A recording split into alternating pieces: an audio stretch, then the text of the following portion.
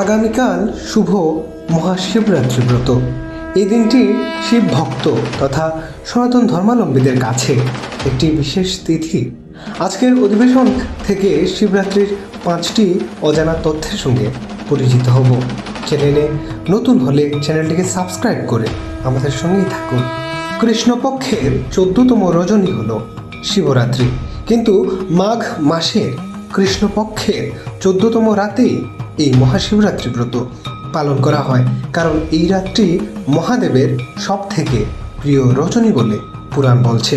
পুরাণ আরও বলছে, মহাশিবরাত্রির রাত হলো বছরের সব থেকে অন্ধকারজন্য একটি রাত। অনেকের মতে শিবরাত্রির দিনেই নাকি শিব পার্বতী বা হর পার্বতীর বিবাহ অনুষ্ঠিত হয়েছিল, অর্থাৎ শিব পার্বতীর মিলন থেকেই এই জগৎ তথা জগতের সমস্ত কিছুর সৃজন হয়েছিল। শিব পুরাণ অনুসারে শিবরাত্রির দিনই নাকি জগতের তৈরি হয়েছিল। ভগবান শিব জ্যোতির্লিঙ্গ রূপ ধারণ করেছিলেন এই শিবরাত্রির দিনে, অর্থাৎ জগতের শিবকে লিঙ্গরূপে পূজিত করা হয় এই মহাশিবরাত্রি থেকে।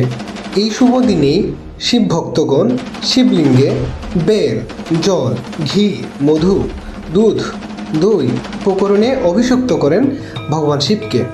এই রাতে নির্জলা হয়ে লিঙ্গকে অভিষিক্ত করালে শিব ভক্তগণ মনস্কামনা পূর্ণ করেন আর তাদের বাঞ্ছিত ফল তারা প্রাপ্ত হন।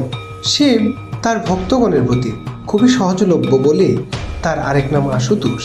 তাই ভগবান শিব যেমন অপার, ঠিক তেমনি তার প্রিয় এই শিবরাত্রি ব্রতের পুণ্য কথাও অপার। আর শিবরাত্রি পালনকারী ভক্তগণও শুধু শিবের নয়, জগতের সমস্ত দেবদেবীগণেরও পূজিত।